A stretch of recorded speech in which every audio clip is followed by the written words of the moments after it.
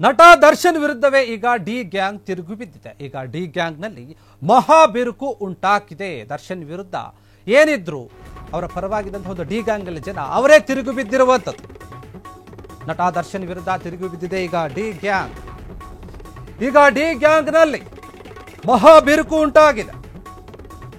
ದರ್ಶನ್ ವಿರುದ್ಧ ಅನ್ಬು ಕುಮಾರ್ ಮತ್ತೆ ಜಗದೀಶ್ ಬೆಂಕಿಯನ್ನ ಕಾರ್ತಾ ಇದೆ. ಚಾಲೆಂಜಿಂಗ್ ಸ್ಟಾರ್ ದರ್ಶನ್ ಒಬ್ಬ ಸ್ವಾರ್ಥಿ, ತನ್ನ ಸ್ವಾರ್ಥಕ್ಕೆ ನಮ್ಮನ್ನಿಲ್ಲಿ ಕೊಳೆಯುವಂತೆ ಮಾಡ್ತಾ ಇದ್ದಾನೆ.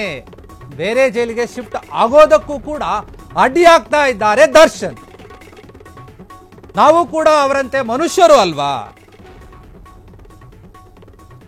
ನಮ್ಮನ್ನು ನೋಡೋಕೆ ಬರೋ ಕುಟುಂಬಸ್ಥರಿಗೆ ವ್ಯವಸ್ಥೆ ಆಗ್ತಿದೆ ಅಂದ್ರೆ ಸಮಸ್ಯೆ ಆಗ್ತಾ ಇದೆ. ಸಾರಿ, ಯಾರು ನೋಡೋಕೆ ಅವರು ಚಿತ್ರದುರ್ಗದಿಂದ ಇಲ್ಲಿಗೆ ಬಂದು ನಮ್ಮನ್ನು ನೋಡೋಕೆ ಆಗ್ತಿಲ್ಲ. ನಮ್ಮನ್ನು ಚಿತ್ರದುರ್ಗ ಜೈಲಿಗೆ ಶಿಫ್ಟ್ ಮಾಡಿದ್ರೆ ಚೆನ್ನಾಗಿರೋದು. ಬೇರೆ ಜೈಲಿಗೆ ಶಿಫ್ಟ್ ಆಗುವ ವಿಚಾರದಲ್ಲಿ ದರ್ಶನ್ ಅಡ್ಡಿ ಆಗ್ತಾ ಇದ್ದಾರೆ ನಮಗೆ. ಆದರೆ ಇವರ ಅನುಕೂಲಕ್ಕೆ ಬೇರೆ ಜೈಲಿಗೆ ಹೋಗದಂತೆ ಮಾಡಿದ್ರು. ಉಳಿದ ಸದಸ್ಯರ ಬಳಿ ಜಗದೀಶ್, ಅನ್ಬು ಕುಮಾರ್ ಅಸಮಾಧಾನವನ್ನು ವ್ಯಕ್ತಪಡಿಸಿದ್ದಾರೆ.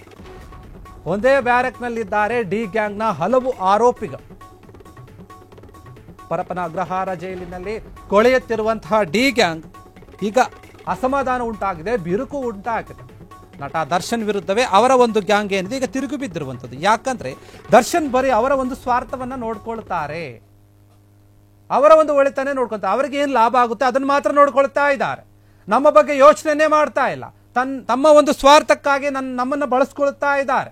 ಹೀಗಂತ ಹೇಳಿ ದರ್ಶನ್ ವಿರುದ್ಧ ತಿರುಗಿ ಬಿದ್ದಿರುವಂಥದ್ದು. ಅನ್ಬು ಕುಮಾರ್ ಮತ್ತೆ ಜಗದೀಶ್ ಇಬ್ಬರು ಕೂಡ ಅವರ ಒಂದು ಮನಸ್ಸಿನಲ್ಲಿರುವಂತಹ ಒಂದು ಮಾತುಗಳನ್ನು ಈಗ ಹೊರಗೆ ಹಾಕಿದ್ದಾರೆ. ಚಾಲೆಂಜಿಂಗ್ ಸ್ಟಾರ್ ದರ್ಶನ್ ಒಬ್ಬ ಸ್ವಾರ್ಥಿ ಆಗಿದ್ದಾನೆ, ಆತ ಒಬ್ಬ ದೊಡ್ಡ ಸ್ವಾರ್ಥಿ. ತನ್ನ ಸ್ವಾರ್ಥಕ್ಕೆ ನಮ್ಮನ್ನಿಲ್ಲಿ ಕೊಳೆಯೋ ತರ ಮಾಡ್ತಾ ಇದ್ದಾನೆ. ಇದೇ ಜೈಲಲ್ಲಿ ಬೇರೆ ಜೈಲಿಗೆ ಹೋಗೋಕೆ ಶಿಫ್ಟ್ ಆಗೋ ಕೂಡ ನಮ್ಮನ್ನು ಬಿಡ್ತಾ ಇಲ್ಲ, ಅದಕ್ಕೆ ಕೂಡ ಅಡ್ಡಿಪಡಿಸ್ತಾ ಇದ್ದಾರೆ ದರ್ಶನ್. ನಾವು ಕೂಡ ಅವರಂತ ಮನುಷ್ಯರು ತಾನೆ, ನಮಗೂ ಕೂಡ ಫೀಲಿಂಗ್ಸ್ ಇರುತ್ತೆ, ನಮಗೂ ಕೂಡ ಕುಟುಂಬ ಇದೆ, ನಮ್ಮನ್ನು ಕೂಡ ಜನ ನಮ್ಮ ಫ್ಯಾಮಿಲಿಯವರು ನೋಡೋಕೆ ಬರ್ತಾರೆ, ಅದಕ್ಕೆ ಅಡ್ಡಿ ಆಗ್ತಾ ಇದ್ದಾರೆ ದರ್ಶನ್. ನಮ್ಮನ್ನು ನೋಡೋಕೆ ಬರುವಂತ ಕುಟುಂಬಸ್ಥರು ಏನಿದ್ದಾರೆ ಅವರಿಗೆ ತುಂಬಾ ಸಮಸ್ಯೆ ಆಗ್ತಾ ಇದೆ. ಅವರು ಇಲ್ಲಿಗೆ ಬರೋಕೆ ಆಗ್ತಾ ಇಲ್ಲ. ಅವರು ಚಿತ್ರದುರ್ಗದಿಂದ ಇಲ್ಲಿಗೆ ಬರೋಕೆ ತುಂಬಾನೇ ಕಷ್ಟ ಆಗ್ತಾ ಇದೆ, ದೂರ ಆಗ್ತಾ ಇದೆ. ನಮ್ಮನ್ನ ಚಿತ್ರದುರ್ಗ ಜೈಲಿಗೆ ಶಿಫ್ಟ್ ಮಾಡಿ ಅಂದ್ರೆ ಮಾಡಿದ್ರೆ ಚೆನ್ನಾಗಿರ್ತಿತ್ತು, ಆದ್ರೆ ಅದಕ್ಕೂ ಕೂಡ ಬಿಡ್ತಾ ಇಲ್ಲ ದರ್ಶನ್ ಅವರು. ಅಡ್ಡಾಗ್ತಾ ಇದ್ದಾರೆ ನಮಗೆ ಈ ಒಂದು ನಮ್ಮ ಒಂದು ಅನುಕೂಲಕ್ಕೆ. ಬೇರೆ ಜೈಲಿಗೆ ಶಿಫ್ಟ್ ಆಗುವ ಒಂದು ವಿಚಾರದಲ್ಲಿ ದರ್ಶನ್ ನಮಗೆ ಪದೇ ಪದೇ ಅಡ್ಡಿ ಆಗ್ತಾ ಇದ್ದಾರೆ. ಆದರೆ ಇವರ ಒಂದು ಅನುಕೂಲಕ್ಕೆ ಬೇರೆ ಜೈಲಿಗೆ ಹೋಗದಂತೆ ಮಾಡಿಬಿಟ್ರು ಇವರು.